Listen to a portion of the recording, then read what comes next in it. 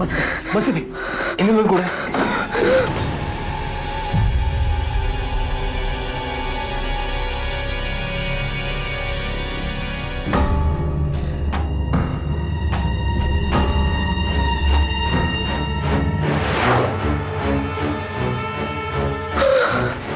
ठीक आहे.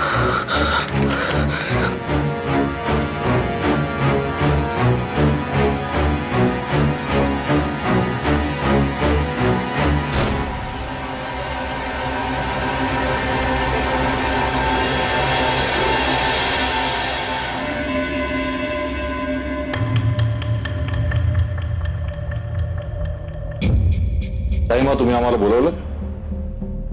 हो.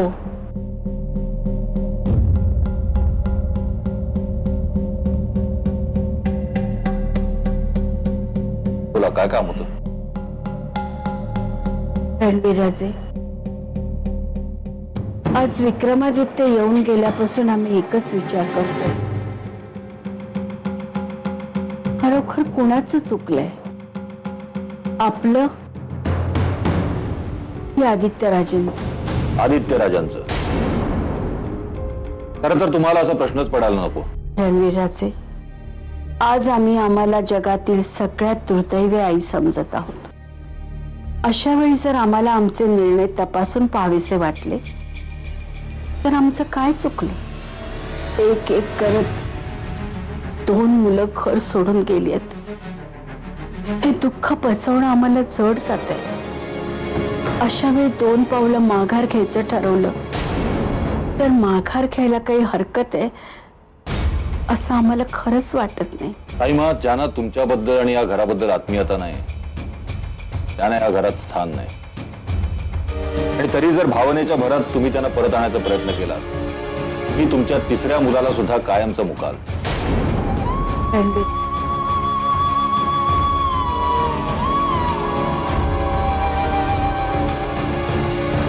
तू मला सांगितलं नाहीस की तू माझ्यासारख्या असं सामान्य घरातल्या मुलीच्या प्रेमात का पडला?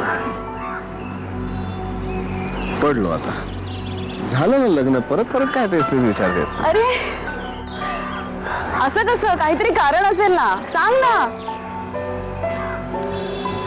तुझ्यासारख्या सामान्य घरात सुद्धा तुझ्यासारखी असामान्य व्यक्ती जन्माला येऊ शकते बघून आम्ही तुझ्या प्रेमात पडलो. प्रिय विक्रम, प्लीज सांग ना, प्लीज. खरं सांगू का, मला तुझ्यावर असलेला राग अस्पष्टपणे आठवतोय, पण या रागाचं रूपांतर तुझ्यावरच्या प्रेमात कसं झालं आणि त्याच्यात आम्ही कसे गुरफटत गेलो हे आम्हाला खरंच आठवत नाही.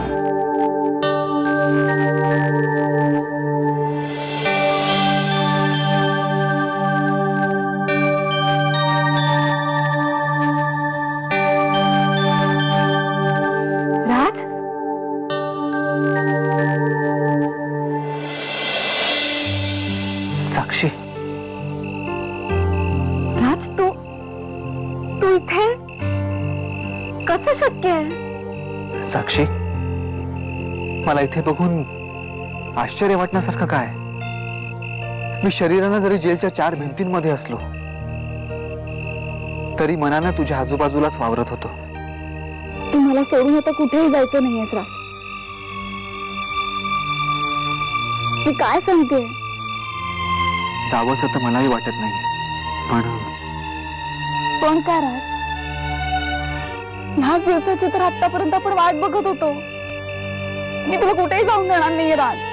साक्षी, प्लीज मला अडवू नकोस. जर तुला थांबायचं नव्हतं तर आलासच का इकडे? कारण मला तुझी खूप आठवण येत होती, पण आता मला जायला हवं. साक्षी,